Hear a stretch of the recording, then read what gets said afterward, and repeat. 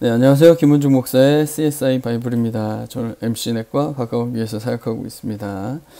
자, 이제 4회를 맞이했네요. 감사합니다. 사무엘상 8장 1절에서 9절입니다. 사무엘은 들자 자기 아들들을 이스라엘의 사서로 세웠다. 맏아들의 이름은 요엘이요 둘째 아들의 이름은 아비야다. 그들은 브엘세바에서 사사로 일하였다. 그러나 그 아들들은 아버지의 길을 따라 살지 않고 돈벌이에만 정신이 팔려 뇌물을 받고서 치우치게 재판을 하였다. 그래서 이스라엘의 모든 장로가 모여서 라마로 사무엘을 찾아갔다. 그들은 사무엘에게 말하였다. 보십시오. 어른께서는 늙으셨고 아드님들은 어른께서 걸어오신 그 길을 따라 살지 않습니다. 그러므로 이제 모든 이방 나라들처럼 우리에게 왕을 세워주셔서 왕이 우리를 다스리게 하여 주십시오. 그러나 사무엘은 왕을 세워 다스리게 해달라는 장로들의 말에 마음이 상하여 주님께 기도를 드렸더니 주님께서 사무엘에게 말씀하셨다. 백성이 너에게 한 말을 다 들어주어라. 그들이 너를 버린 것이 아니라 나를 버려서 자기들의 왕이 되지 못하게 한 것이다. 그들은 내가 이집트에서 데리고 올라온 날부터 오늘까지 하는 일마다 그렇게 하여 나를 버리고 다른 신들을 섬기더니 너에게도 그렇게 하고 있다. 그러니 너는 이제 그들의 말을 들어주되 엄히 경고하여 그들을 다스릴 왕의 권한이 어떠한 것인지를 알려주어라. 아멘. 네. 시대의 배경을 먼저 잠깐 살펴보면 일단 이집트 노예 시대를 지나고 출애굽해서 광야를 걷다가 가나안에 입성하고 그 다음에 이제 사사시대를 길게 보내고 이제 왕을 세워달라고 하는 요구가 나오는 걸로 봐서 이제 곧 왕정 시대가 시작될 거니까요. 지금 바로 요때쯤의 시기를 보내고 있는 겁니다. 자, 왕정으로 넘어가게 된 결정적인 계기 제공자가 바로 누구냐면 사무엘의 아들들이다. 이렇게 지금 우리가 문제를 찾을 수가 있겠죠. 신기하게 어떻게 사무엘의 아들들이 이런 역할의 주인공이 됐을지 참 의아합니다. 주 인물은 사무엘 선지자 이전에는 엘리제 세장과 그의 아들인 홈리와 비느하스 이야기가 나오죠. 이 홈리와 비느하스의 어떤 악행은 더 굉장히 심각했습니다. 그리고 그 문제에 대해서 하나님은 엘리제 세장을 책망한 적이 있습니다. 잠깐 후에 볼 테고요. 그리고 이제 이어서 사무엘 선지자가 역할을 하면서 그의 아들들 이제 요엘과 아비야가 오늘 본문에 어떻게 등장하는데 이 아들들이 이제 뇌물을 받고서 판결을 굽게 하면서 백성들의 원망을 사게 되고 이제 왕을 세워달라는 요구로 가게 되는 거죠. 자, 엘리제 세장 먼저 잠깐 보면 엘리제 세장에게 하나님 뭐라고 말씀하시냐면 내 아들들을 나보다 더 중히 여겼다는 것을 얘기를 해줍니다. 이 아들들이 잘못하고 있는 거를 혼을 내질 않고 더 중히 여겨서 하나님의 그 올바른 길로 가도록 하지 않았다는 걸 얘기하고 또 엘리제 세장 때는 여호와의 말씀이 희귀해서 이상이 흔히 보이지 않던 시기입니다.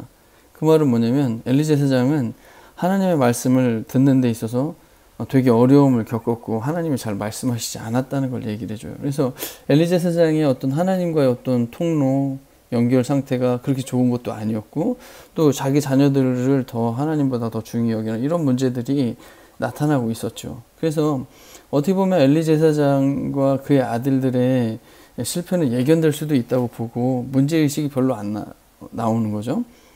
근데 이제 사무엘 선지자는 좀 그렇지 않을 것 같은 사람인데 어떻게 사무엘 선지자마저도 그 아들들의 어떤 패역함에 대해서 그런 결과가 나오게 됐을까? 사실 이런 게 본문 읽으면서 궁금한 점이거든요. 이렇게 본문이 얘기합니다.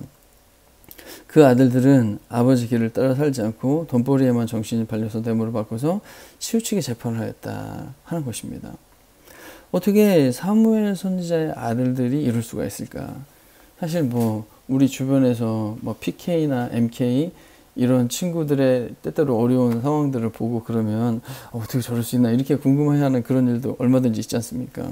사실 저도 저희 아이들의 신앙과 뭐 이런 삶을 보면서 늘 긴장이거든요. 뭔가 잘 살아야 되는데 이런 생각도 들면서도 자신이 없기도 하고 이렇습니다. 그래서 이런 부분들을 보면서 우선은 기본적으로 어떤 잘못을 했을 때는 그것은 본인들의 책임이죠. 무조건 100% 본인들의 책임이 있습니다. 어떤 환경이든 또 뭐 아버지가 어떤 분이었건 상관없이 그것을 극복할 책임이 개개인들에게 있는 것이죠. 올바른 선택을 할 수 있는. 그런데 이제 오늘 본문은 사무엘이라는 사람이 워낙 괜찮은 사람이었었기 때문에 그 영향력이 큰 부모의 책임은 혹시 뭐가 있는가, 그런 부분들을 좀 살펴보면서 우리가 이제 자녀 문제나 이런 문제를 한번 좀 겸사겸사 생각해 볼 수 있을 것 같습니다. 그럼 이제 사무엘은 어떤 사람인가 한번 먼저 보겠습니다. 사무엘은 그의 어머니 한나가 서원에서 태어났습니다. 그래서 그의 평생을 여호와께 드리겠다고 하고 삭도를 그의 머리에 대지 않겠다고 하는 걸 봐서 이제 나실인으로 그를 이렇게 하나님 앞에 드리겠다고 서원해서 기도를 많이 하면서 태중에서부터 기도하고 아주 그렇게 귀하게 큰 사람이라고 하겠죠. 그 다음에 사무엘은 하나님 앞에 드려집니다. 오직 한나는 올라가지 아니하고 그의 남편에게 이르되 아이가 젖을 떼거든 내가 그를 데리고 가서 여호와 앞에 뵙게 하고 거기서 영원히 있게 하리이다. 이렇게 하면서 이제 사무엘을 봉헌합니다. 젖을 뗀 후에 그를 데리고 올라갈새 숫소 3마리와 밀가루 1에바와 포도주 1가죽부대를 가지고 실로 여호와의 집에 나아가는데 아이가 어리더라. 지금 이제 사무엘이 젖을 떼고 나서 그 서원한 대로 하나님 앞에 이제 드리게 됐고요.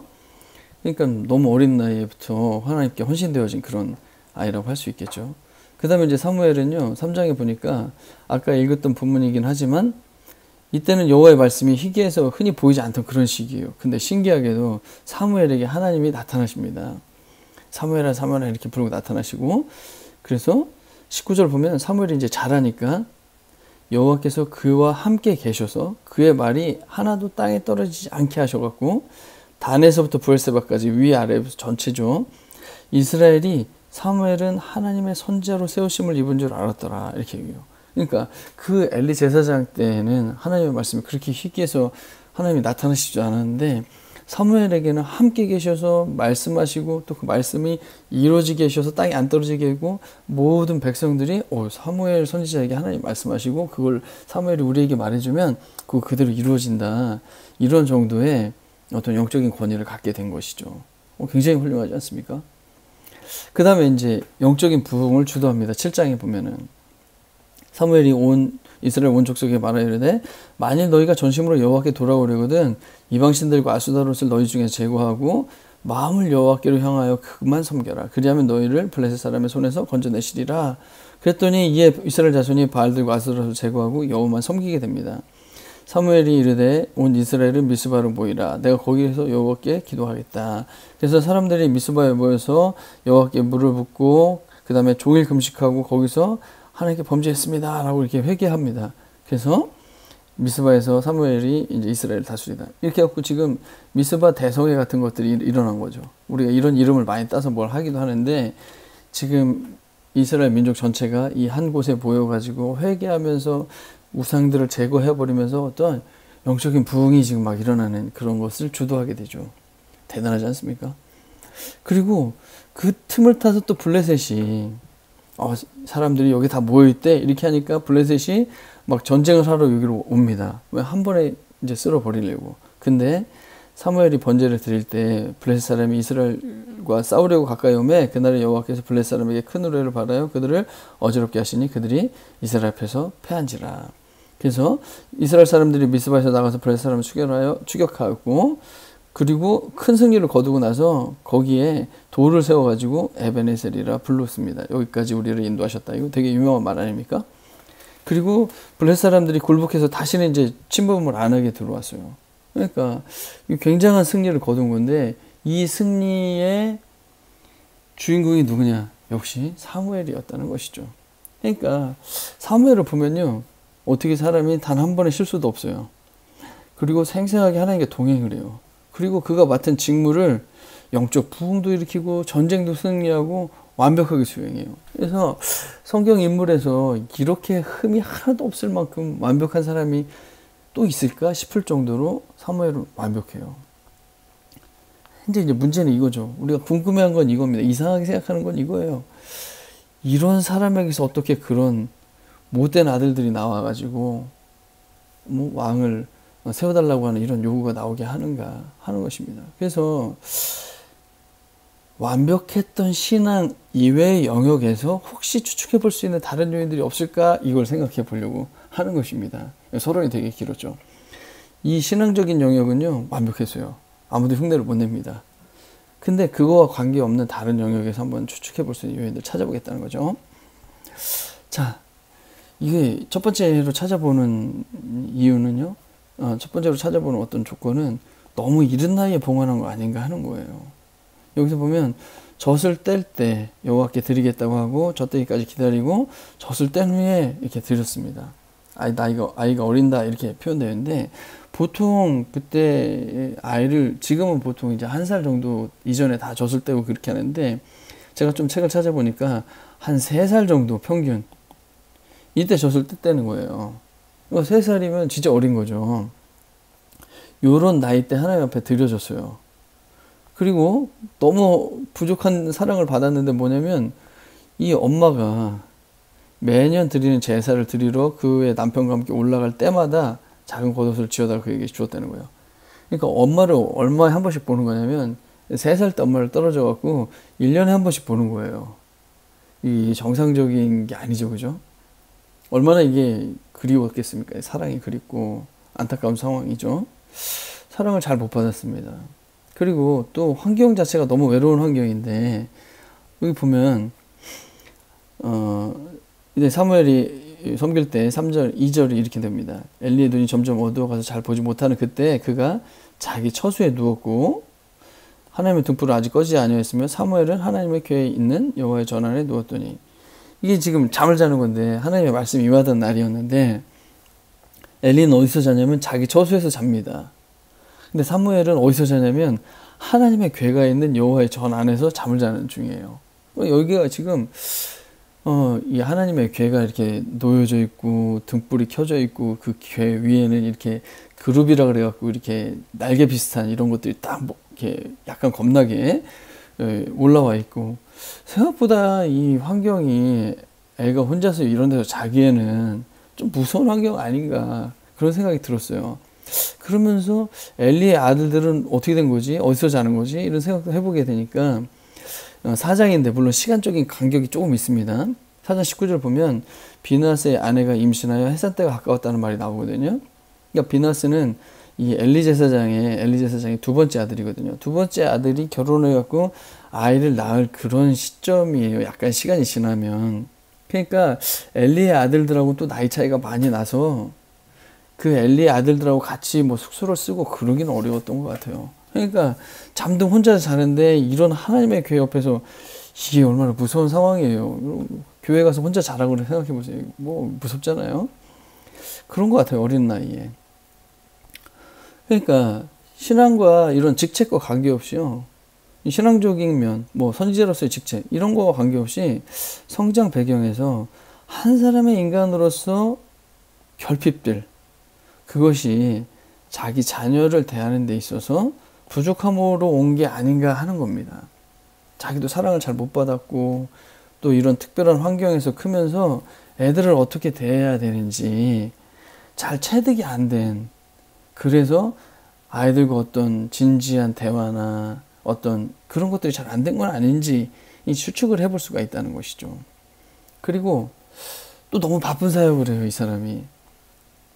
사무엘이 사는 날 동안에 이스라엘을 다스렸으되 해마다 베델과 길갈과 미스바로 순회하여 그 모든 곳에서 이스라엘을 다스렸고 라마로 돌아왔으니 이는 거기에 자기 집이 있습니다. 거기서도 이스라엘을 다스렸으며 또 거기에 여호와를 위하여 제단을 쌓았더라. 여기 7장 15절에서 17이잖아요. 이거 바로 다음이 어디냐면 8장 1절에서 지나가는 18절이 있거나 그런 게 아니에요. 그러니까 요 이야기 끝나자마자 오늘 우리가 읽은 본문에 이 사무엘의 이 아들들이 문제가 있다는 이야기가 지금 이어지는 거거든요. 그러니까 사무엘이 지금 이렇게 바쁘게 해마다 베델, 길갈, 미스바 이런 데로 순회하면서 계속 이스라엘을 다스리고 또 자기 집에 와서도 또 이스라엘을 또 다스리고 그랬던 얘기를 쭉 이어가면서 아들들이 문제 있다는 얘기로 이어지는 거거든요. 그러니까 여기 보면 지도를 살짝 보니까 지금 이제 라마가 여기 집이고요. 베델과 미스바와 길갈을 이렇게 해마다 순회하면서 이스라엘을 다스렸다는 거예요. 이게 먼 거리는 아닙니다. 근데 지금처럼 뭐 이렇게 금방 뭐 왔다 갔다 하는 건 아니죠. 나가서 또 여기서 얼마를 기거하면서 백성들을 가르치고 문제 해결해주고 또 오고 또 가고 이런 일을 계속 하면서 바쁘고 집에 오면은 또 여기서도 또 그 일을 하고 이랬다는 거예요. 그러니까 너무 바쁘게 지내니까 계속해서 바깥으로 돌아다니고 이렇게 하면서 아이들과 함께 할 수 있는 시간이 너무 없었던 거 아닌가 이런 생각도 좀 같습니다. 안타깝죠? 그 다음에 또 이것도 추측이긴 한데 자녀 교육에 대해서 좀 회피한 거 아닌가. 그건 뭐냐면 사무엘의 아들들은 요엘과 아비야가 브엘세바에서 사사로 일하였다는 거예요. 브엘세바라는 곳이 그럼 어디냐면은 한번 사무엘이 여기 베델 중심으로 베델과 미스바와 뭐 여기 중심으로 지금 순회하면서 막 사역을 했어요. 그러면 브엘세바는 어디냐면 여기거든요. 자, 이 거리가 뭐 그렇게 먼 거는 아니에요. 순회하려면 이렇게 순회할 수도 있고 그런 건데, 사무엘이 사는 날 동안 이스라엘 다스렸고 사무엘의 늙자 아들들을 사사로 세웠다고 그랬는데, 이건 뭐냐면 사무엘은 자기가 죽는 날까지 이 사사로서 계속을 했고, 그러니까 자기 아들들은 자기 동네가 아닌 브엘세바로 다 보낸 거죠. 그러면 사역 기간은 당연히 겹칩니다. 근데 왜 브엘세바는 순회를 안 했을까 하는 생각을 가져보게 됩니다. 그게 먼 데도 아닌데, 예? 그 옆 동네는 다 돌아다니고 이렇게 다른 동네는 돌아다니는데 왜 자기 아들들이 하고 있는 거기까지는 가서 이 일을 이렇게 도우려고 하지 않았을까, 이런 의문이 좀 들어요. 그래서 또 한 가지는 선지자의 가정 경제인데, 기본적으로 제사장이라는 직분과 선지자라는 직분이 있는데, 이게 제사장에 비교하면요, 선지자는 훨씬 더 경제적으로 어렵습니다. 왜냐하면 제사장은 사람들이 잘못했을 때 내가 뭐 이거 잘못했습니다라고 찾아오는 사람들이잖아요. 선지자는 그런 잘못했다고 느끼지 않는 사람들에 대해서 너희는 이렇게 해야 된다라고 이렇게 말을 해야 되거든요. 그러니까 제사장은 사람들이 뭔가 재물을 가지고 찾아오는 직분이고, 이 사람은 너희들 잘못해서 라고 야단치는 사람에 가깝기 때문에 이 사람들은 경제적으로 더 여유가 있었던 반면, 선지자들은요 좀 광야에서 뭐 이렇게 호를 단신 막 이렇게 지내던 사람들이 많았어요. 그리고 또 사무엘이 이런 얘기를 하거든요. 뭐라고 하냐면, 내가 여기 있으니 주님 앞에서, 그리고 주님께서 기름 부어 세우신 왕 앞에서 나를 고발할 일이 있으면 하십시오, 이렇게 얘기합니다. 지금 이제 사울 왕이 세워진 시기예요. 내가 누구의 소를 빼앗은 일이 있습니까? 내가 누구의 나귀를 뺏은 일이 있습니까? 누구를 속인 일이 있습니까? 억압한 일이 있습니까? 내가 누구한테 뇌물을 바꿔서 눈 감아준 일이 있습니까? 그런 일이 있다면 나를 고발하십시오. 내가 당신들에게 하겠습니다. 예. 이 말을 했다는 건 뭘까요? 사무엘은 이런 일을 한 번도 한 일이 없다는 거죠. 그러니까 너무 철저하게 자기 관리를 하면서 자녀들의 필요는 아마 외면된 것 같습니다. 그래서 아들들이 이 돈벌이에 정신이 팔리게 된 원인 제공이 아니었을까 하는 건 너무 안타까운 상황인 것이죠. 그래서 너무 어렵다 보면 이런 유혹에 넘어갈 수도 있는 그런 환경에 노출되는 게 아닌가, 좀 안타까운 면이 없지 않아 있습니다. 그래서 정리를 하자면 이렇습니다. 그러니까 부모님의 신앙의 열심과 상관없이요, 그냥 한 사람의 인간으로서 일상에서 돌봄을 받고 사랑을 받고 함께하는 시간이 충분히 채워져야 바르게 자랄 수 있는 거죠. 당연한 거 아니겠습니까? 하나님만 잘 믿으면 어떻게 애들이 저절로 큽니까? 말이 안 되는 거죠. 그래서 아버지 역할과 선지자 역할이 둘 다 무지 중요했는데, 우리는 크게 흔히 생각하기를 내가 이 일을, 선지자 역할을 잘하고 열심히 헌신하고 하나님 앞에 드리면 애들은 자연히 잘 되겠지, 이런 생각들을 막연히 하고 있는 것 같습니다. 예, 저도 그렇고요.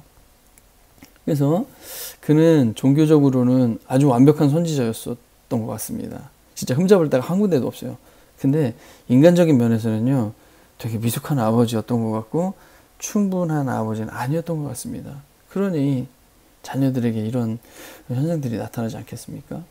그래서 더 생각해 볼 부분은 뭐예요? 자녀 교육 이외의 분야들도 마찬가지라는 거예요. 그런 면에서 보면. 잘 보세요. 아무리 신앙생활을 잘해도요, 여러분, 자기 관리에 충실하지 못하면, 내 자아상을 건강하게 관리하지 못하거나 내 마음 중심을 잘 지키지 못하거나 내 비전이나 학업이나 자기 개발이나 자기 목표나 소명이나 건강이나 이런 걸 충실히 관리를 못하면 신앙생활 아무리 잘해도 당연히 안 되는 거 아니에요? 예? 내가 열심히 하나님 예배드리고 기도하고 어쩌고저쩌고 그랬는데 공부 성적이 저절로 나오는 게 말이 안 되지 않습니까? 그리고 가정에서도 내 역할에 아무리 하나님 열심히 다니고 찾고 예배드리고 막 그렇게 해도 가정에서 내 역할, 남편 역할, 아내 역할, 엄마 역할, 아빠 역할, 이런 것들로 충분히 사랑을 해주고 그렇게 하지 못하면 문제가 생기는 거죠. 지금은 점점 자녀들을 독립시키기 어려운 시대라고 하지 않습니까? 부모가 자녀들이 다 장성을 해서 이제 결혼시키고 이렇게 했는데도 여전히 사랑이란 이름으로 간섭하고 막 이렇게 하면 여기 갈등이 또 생깁니다. 아무리 하나님 잘 믿어도 이런 부분들을 독립을 못 시켜줍니다. 일터도 역시 마찬가지입니다. 여러분, 신앙생활 열심히 하는데 직장에서 일이 저절로 잘 됩니까? 저절로 승진이 됩니까? 저절로 성과가 납니까? 저절로 수익이 납니까? 말도 안 되는 얘기죠.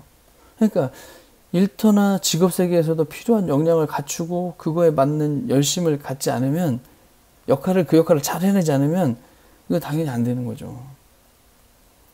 그리고 우리가 아무리 신앙생활을 그리스도인들이 열심히 하고 예배생활에 대한 특심한 열심이 있어도 세상에서 보여지는 어떤 공공윤리나 도덕에 흠이 많으면은 선한 영향력이 전혀 안 되는 거죠. 이건 당연한 것 같습니다. 어쩌면 너무너무 당연한데도 이런 거를 잘 잊고 지내는 게 아닌가 그런 생각을 좀 해보게 됩니다. 그래서 저희가 생활선교사 운동을 많이 하는데 하나님을 사랑해야 되겠죠, 당연히. 그리고 보냄받은 세상 이웃 속에서 자기 역할을 먼저는 잘 감당을 해야 그게 이웃 속에 어떤 빛과 소금으로 어떤 선한 영향력으로 어떤 이웃사랑의 어떤 실천이 효과를 거둘 수 있는 어떤 그런 거가 되지 않겠습니까? 그래서 우리는 먼저 우리가 보냄받은 곳에서 역할을 잘해야 되겠습니다. 생각해보고 한번 나눠볼 일들은 이런 겁니다. 하나님을 섬긴다는 핑계로 맡겨주신 생활 전반에 대한 소홀함을 덮고 있는 부분들은 없는 거, 이런 걸 돌아볼 필요가 있습니다. 내가 하나님 섬기니까 이런 부분들은 좀 소홀해도 뭐 괜찮겠지, 이런 거 있을 수 있을 것 같고, 내게 주어진 역할이 있죠. 남편이나 아내나 부모나 자녀로서, 그 다음에 사원으로서, 대리로서, 과장으로서, 팀장으로서, 또 사장으로서 그걸 탁월하게 감당하려면 어떻게 해야 되는가. 이거 되게 중요한 신앙의 한 면이라는 거예요. 그냥 하나님만 생각하는 게 아니라 이것도 되게 중요한 사역이고 죽게 하듯 하는 일이라는 거죠. 그리고 행복한 가정, 건강한 회사, 즐거운 지역사회, 이런 것들이 잘 세워지려면 혹시 미약한 내가 시작할 수 있는 어떤 일은 없을까? 이런 부분들 한번 생각해 볼 수 있으면 좋겠다 싶습니다. 그래서 성경을 즐겁게 읽는 분들이 많아지는 게 또 저의 큰 소망입니다. 여러분들의 댓글 환영합니다. 특별히 여러분들이 생각하는 상상, 추측, 문제제기 환영합니다. 그리고 좋아요, 구독하기 눌러주시면 또 큰 힘이 될 것 같습니다. 오늘 여기에서 마치겠습니다. 감사합니다.